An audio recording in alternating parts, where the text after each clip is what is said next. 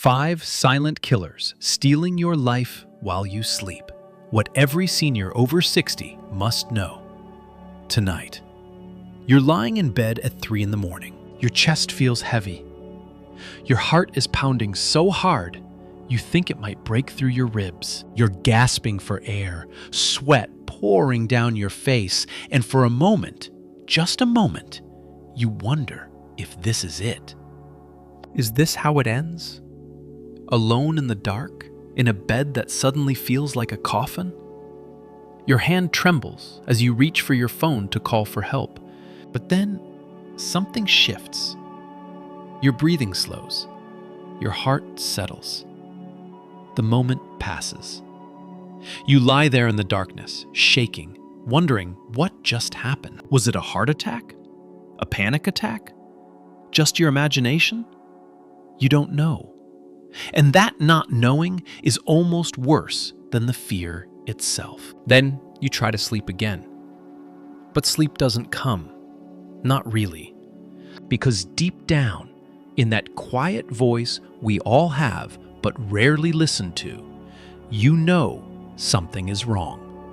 Something fundamental has shifted in your body, and you're absolutely terrified it's going to happen again tomorrow night. And the night after that. You wonder if you'll even survive to see your grandchildren graduate. You wonder if tonight might be the last night you ever see your spouse sleeping beside you. If this sounds like you, I need you to know something right now. You're not alone. You're not crazy. And what you're experiencing is not just getting old. According to a landmark study published in the European Heart Journal that followed 84,000 seniors over more than a decade, something shocking was discovered. 67% of people over 60 who died from sudden cardiac events in their sleep, heart attacks, strokes, fatal arrhythmias, had absolutely no warning signs during the day. No chest pain, no shortness of breath during exercise, no doctor's visit. Nothing. They simply went to bed, as they always did, doing what they'd always done, and never woke up. But here's the part that will change how you see this problem forever. When the researchers performed autopsies on these people, they didn't find sudden, catastrophic damage.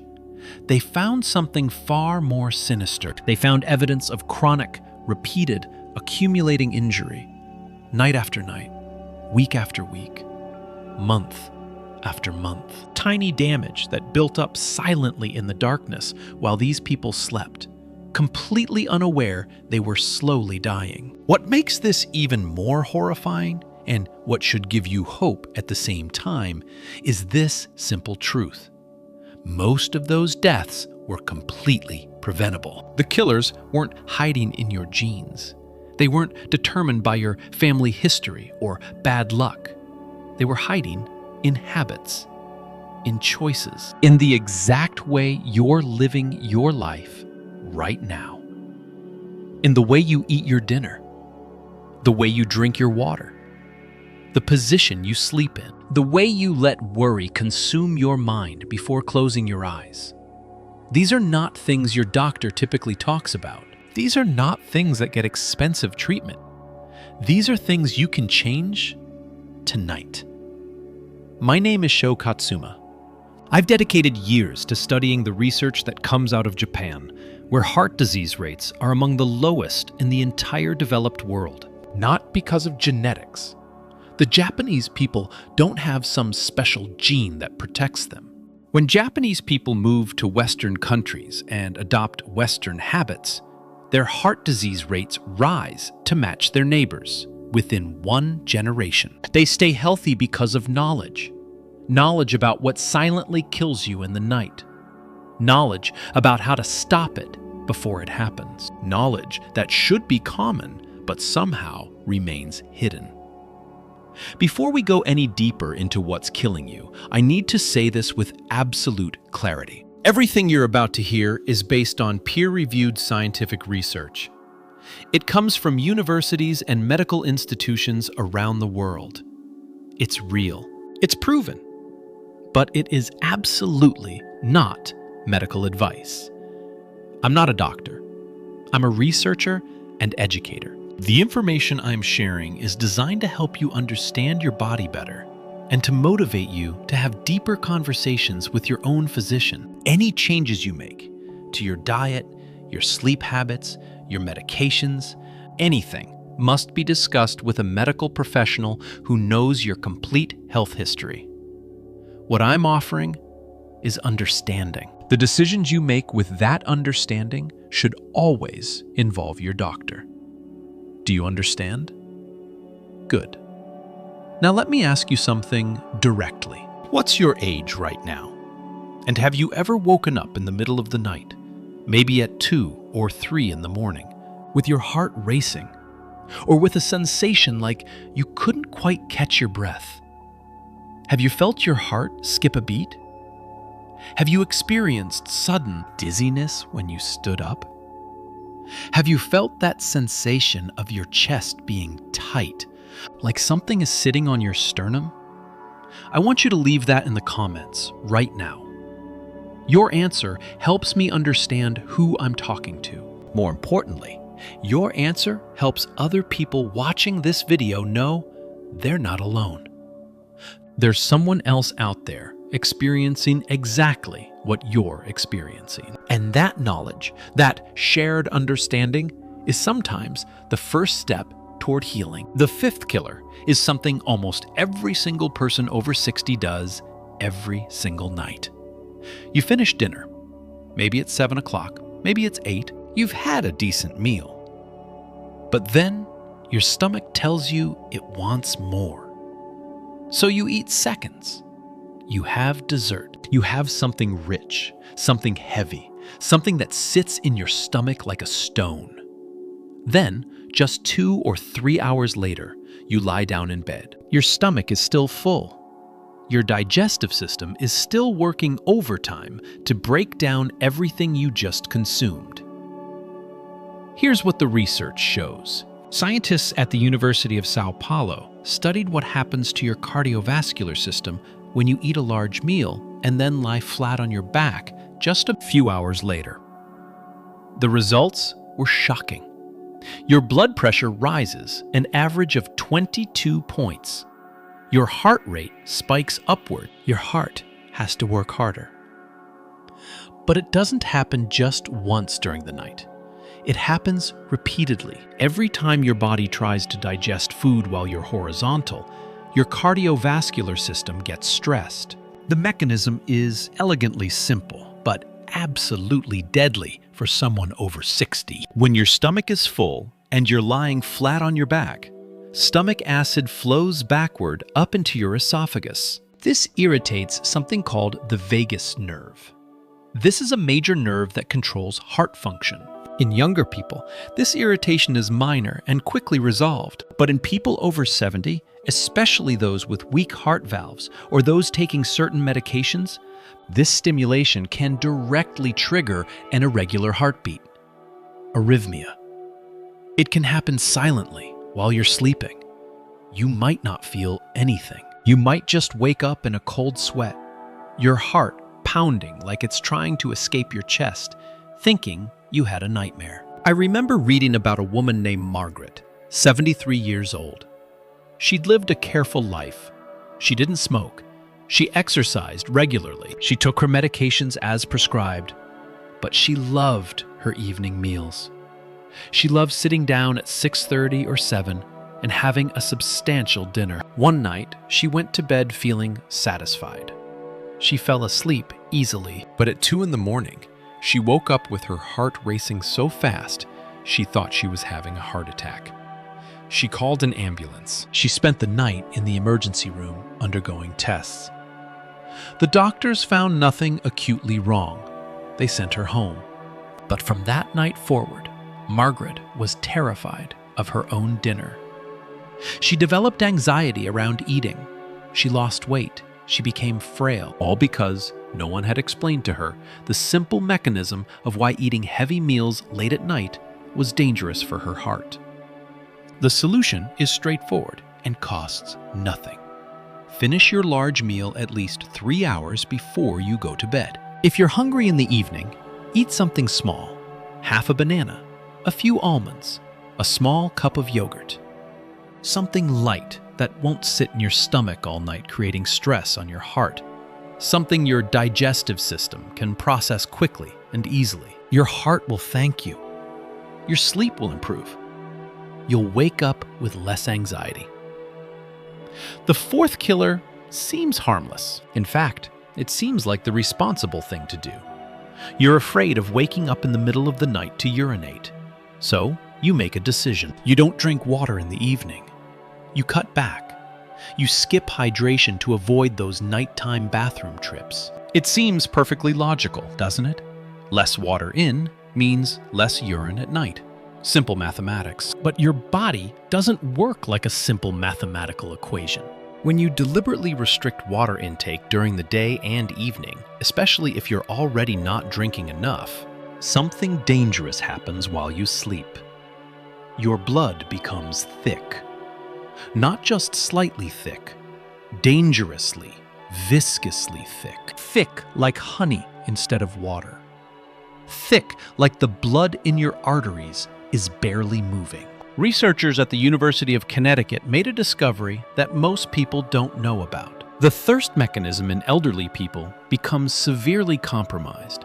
It stops working properly. You can be significantly dehydrated and feel absolutely fine. You won't feel thirsty. You won't feel any warning signs. And while you're sleeping, your body is struggling. Your blood is thickening. Your heart is working harder to pump thickened blood through arteries that are already stiff from decades of use. Now you're asking those aging arteries to push sluggish, thick blood through narrowed passages. This is the exact environment where clots form. This is how strokes happen. This is how hearts fail silently in the night. Think about the physiology for a moment. Your heart is a pump. It evolved to pump thin, watery blood. When that blood becomes thick, it's like trying to pump honey through a garden hose. The pump has to work harder. The pressure builds up. The vessels strain. And in a 60, 70, 80-year-old body, those vessels have limited tolerance for strain. The solution is not to drink a large glass of water right before bed. That will definitely ensure you're waking up multiple times to urinate, which defeats the purpose and disrupts your sleep quality. Instead, redistribute your water intake throughout the day. Drink most of your daily water before 4 o'clock in the afternoon. Drink a good glass of water when you wake up. Drink water with breakfast. Drink water with lunch. If you must drink in the evening, drink a glass of warm water mixed with natural electrolytes, potassium and magnesium. This should be consumed about 2 hours before sleep. Magnesium is especially important because it does something remarkable. It relaxes your blood vessels. It naturally lowers blood pressure. It helps your heart work more efficiently. Your blood will stay thinner. Your heart will have a much easier night. You'll sleep better. The third killer is sitting right there in your hand if you're reading this on a smartphone. It's the blue light coming from your screens. You've probably heard that you shouldn't look at your phone before bed. Your doctor probably told you that. Maybe your spouse has mentioned it. You know intellectually that it's not good for sleep. But do you know why? Most people think it's just about sleep quality. That's only half the story. The real danger goes much deeper. Researchers at Brigham and Women's Hospital, which is part of Harvard University, made a critical discovery about blue light and heart health. Blue light from screens, smartphones, tablets, computers, televisions, completely suppresses your body's production of a hormone called melatonin. Most people think melatonin is just something that makes you sleepy. That's true, but it's only a tiny part of what melatonin actually does. Melatonin is one of the most powerful antioxidants your body produces. It's a warrior.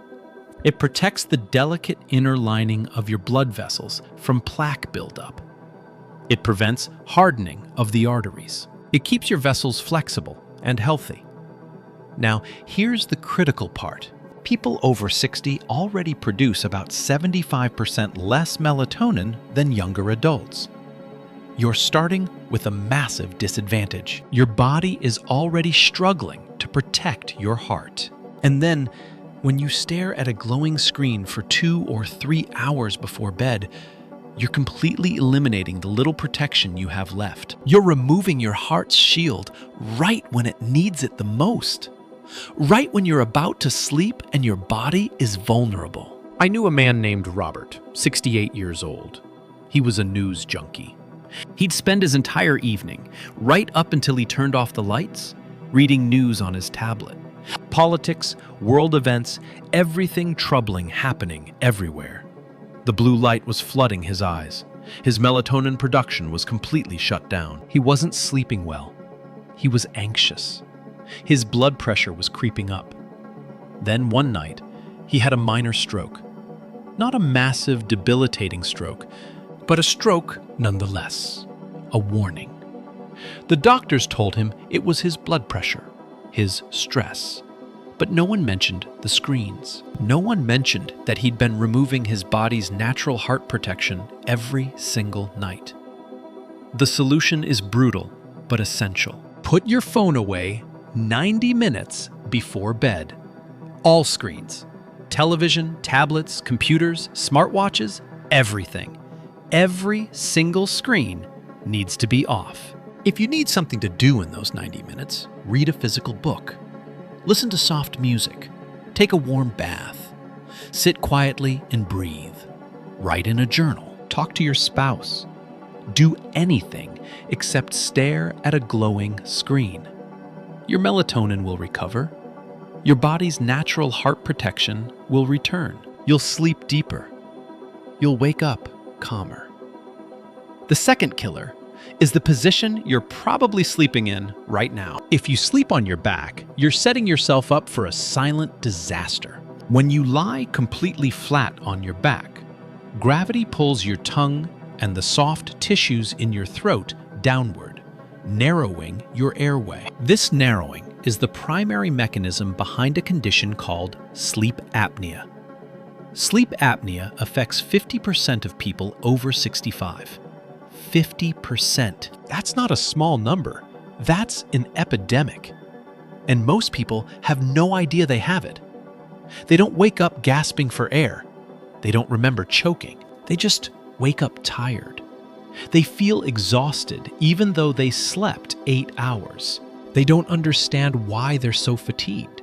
So their cardiologist might blame depression or anemia or a dozen other things. Meanwhile, their heart is under constant stress every single night. Here's what happens physiologically. Your brain detects that you're not getting enough oxygen. Your oxygen levels are dropping. Your brain panics. It interprets this as an emergency. It floods your system with stress hormones, cortisol, and adrenaline.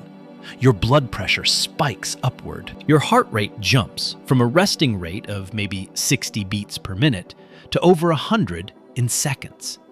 This can happen dozens of times a night. In severe cases, it happens hundreds of times.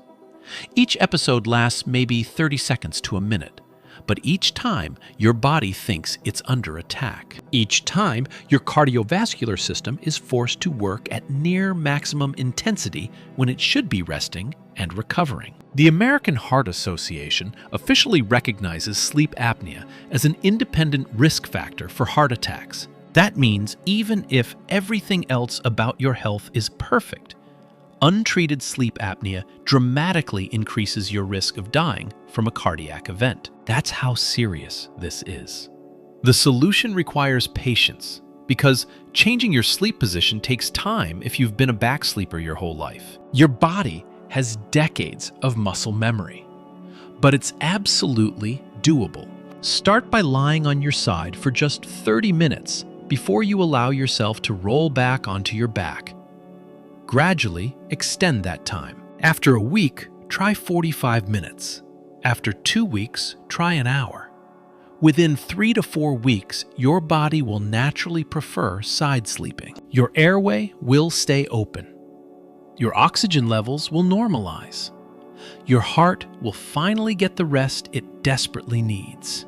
The first killer, and this is the most important of all 5, is the one that nobody wants to talk about. It's invisible. It's internal. It's what you carry to bed in your mind. It's worry. It's anxiety. It's rumination. The endless, exhausting cycle of thinking about problems you can't solve. You lie down in bed, and your mind immediately starts working. You think about money problems. You think about your children and whether they're okay.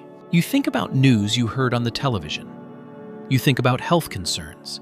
You think about mistakes you made decades ago. You think about things you wish you'd done differently. You think about things you regret. Your mind is racing. Your heart is racing. Your body is stuck in a state of chronic stress all night long while you're supposed to be sleeping and recovering. The University of California, Berkeley has studied this phenomenon extensively. They call it ruminating.